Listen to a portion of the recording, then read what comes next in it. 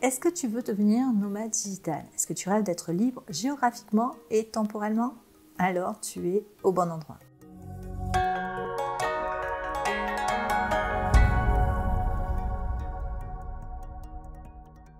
Je vais te proposer de nombreuses ressources et des conseils pour que toi aussi tu puisses changer de mode de vie. Tu vas découvrir les informations nécessaires pour enclencher ta nouvelle vie d'entrepreneur nomade. Nous aborderons ensemble toutes les problématiques auxquelles nous avons nous aussi été confrontés en 2012 quand nous avons décidé de devenir digital nomade. Et j'apporterai toutes les réponses aux questions que tu te poses en suivant une logique pour être sûr de ne rien oublier, d'aborder tous les sujets quel que soit ton profil. Mais je préfère déjà t'avertir, ici il ne s'agit pas de te vendre du rêve en oubliant tout ce que cela demande de préparation, de changement, d'implication. Je te partagerai tout ce qui concerne la vie d'un digital nomade. En fait, l'autre côté du miroir, ce que beaucoup d'influenceurs ne te montrent jamais. Tout ce qui est administratif, santé, sécurité, minimalisme, logistique, organisation des voyages, les outils indispensables du nomade digital, l'instruction des enfants, la vie des adolescents, des rencontres et le côté social, la vie de couple ou en famille, le matériel à privilégier, etc., etc. À présent, nous allons démarrer par les bases du nomadisme digital et par un partage de notre expérience afin de faire plus ample connaissance. Tout d'abord, on va commencer par la définition. C'est quoi un nomade digital? Alors, un nomade digital, c'est une personne, un entrepreneur, un freelance, plus rarement un salarié, qui, grâce à son activité en ligne, il peut être mobile et vivre n'importe où. Il n'a aucune contrainte de lieu pour travailler. Rien ne l'oblige à rester dans un endroit fixe pour gagner sa vie. Par conséquent, il peut vivre et voyager au gré de ses envies. Les seuls impératifs sont d'avoir une activité en ligne, un ordinateur, voire parfois une tablette, et une bonne connexion Internet. Tu peux ainsi te déplacer de ville en ville dans ton propre pays, faire le tour de l'Europe ou bien changer de continent. Tout devient possible. Tu possèdes ainsi la liberté géographique, la liberté temporelle et une indépendance financière. 3 concepts qui font partie intégrante de ce style de vie. Je vais commencer par te raconter notre histoire, comment nous sommes devenus nomades digitaux en famille. Alors, si tu ne me connais pas encore, je suis Christine et avec mon mari Patrice et notre fils Logan, nous avons pris une très grande décision fin 2012.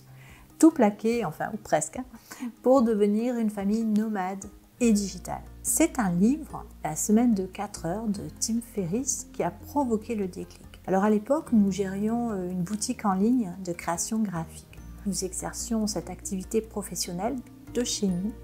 Et en fait, on s'est rendu compte qu'on pouvait le faire de n'importe où dans le monde, que nous pouvions voyager 365 jours par an et travailler en même temps. Ça nous a paru dingue et tellement excitant.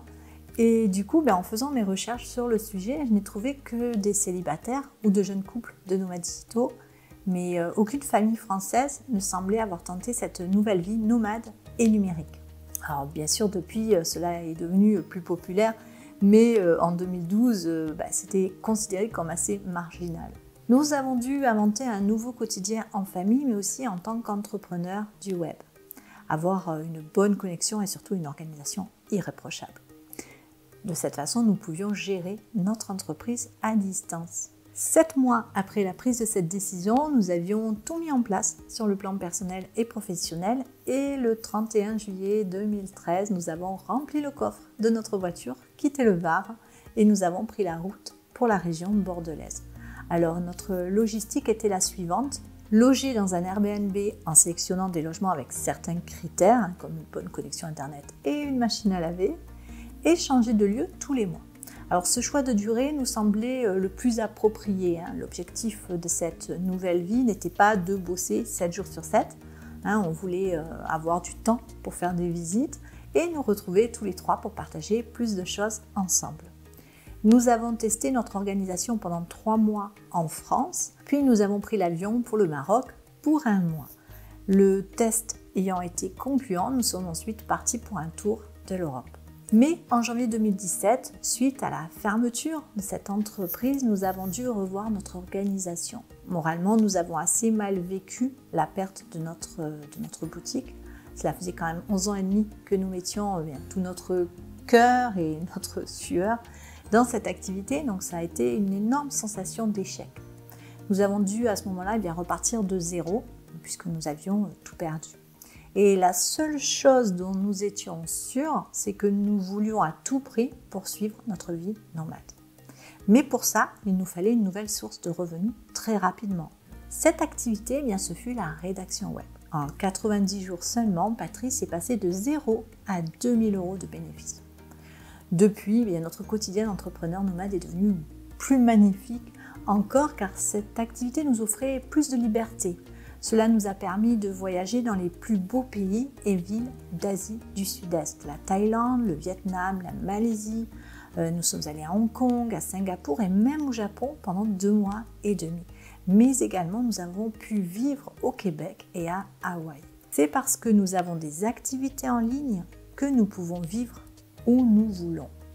C'est l'essence même de cette vie.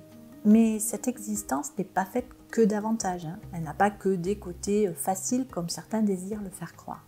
Elle demande des concessions, des remises en question, une organisation sans faille.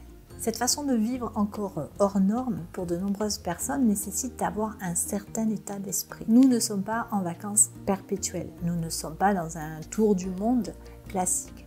Le but n'est pas de visiter 100 pays en un certain laps de temps. Notre comportement, lorsque nous arrivons dans un nouveau lieu, n'est pas celui d'un touriste, mais plutôt celui d'un mini-expatrié. Alors je m'explique, nous nous renseignons toujours sur les règles appliquées dans le pays qui nous accueille et nous les suivons. Et si elles ne nous conviennent pas, nous n'y allons pas, tout simplement. Lorsqu'un pays nous accueille, c'est la moindre des choses que de le respecter. Par exemple, il y a des contraintes de visa dans certains pays. Il est important de ne pas faire n'importe quoi en dépassant les délais. Le nomade digital a une mauvaise image dans certaines contrées. Et cette mauvaise image, elle est véhiculée par de nombreux médias qui fixent leur attention sur des brebis galeuses. Ce n'est pas parce qu'une poignée de personnes se comportent mal que nous devons tous en pâtir. Nous faisons l'effort d'apprendre quelques mots de la langue, même quand ce n'est pas toujours évident, et nous essayons le plus possible d'aller dans les établissements locaux afin de participer à l'économie du pays qui nous accueille. J'ai tendance à me dire que nous représentons notre pays, en l'occurrence la France pour nous, à l'étranger.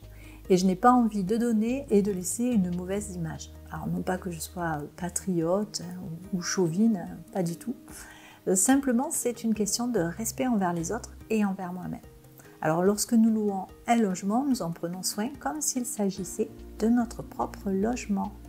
L'hôte, en te louant sa maison, il te fait confiance. En trahissant cette confiance, en ne respectant pas son logement, tu salis ta réputation sur la plateforme, mais aussi celle de tous les amoureux du voyage.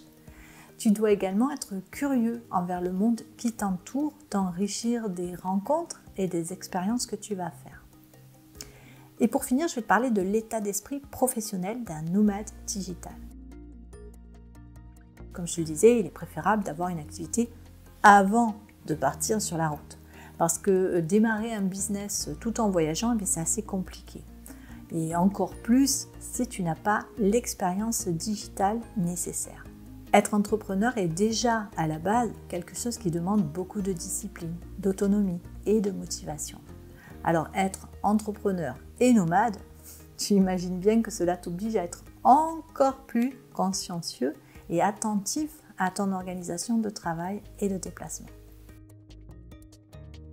Moi, je suis toujours surprise lorsque je lis des commentaires de jeunes nomades digitaux qui se plaignent en disant que c'est dur d'être digital nomade, que c'est épuisant, qu'ils travaillent tout le temps et n'arrivent pas à prendre de week-end. Quoi qu'il se passe, il faut conserver au minimum une journée off pour son bien-être mental et pour la pérennité de son entreprise. Tu es ton propre patron, tu dois avoir du temps libre pour décompresser un peu, ainsi que du temps pour travailler sur les aspects plus stratégiques de ton affaire. Sans cela, tu restes la tête dans le guidon et tu fais des erreurs pour la progression de ton business. Il faut également apprendre à être flexible. Ton plan peut changer en un instant. Il faut donc s'adapter aux situations. Certaines choses peuvent être hors de ton contrôle. Un vol retardé, un client qui te lâche du jour au lendemain, un visa qui t'est refusé. Il est alors urgent de ne pas paniquer. Tu dois avoir l'esprit clair pour rechercher une solution à ce problème. Tu es seul responsable de tes succès et de tes échecs. Alors cela peut être terriblement stressant, mais aussi très excitant à la fois. Je te rassure, un état d'esprit d'entrepreneur, ça se construit pas à pas. Alors je vais te demander, qu'en penses-tu ?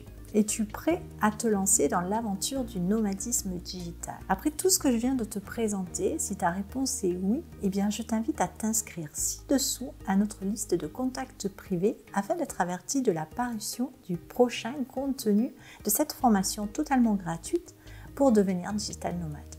Tu recevras également par email des conseils et des ressources pour t'accompagner dans ton changement de style de vie.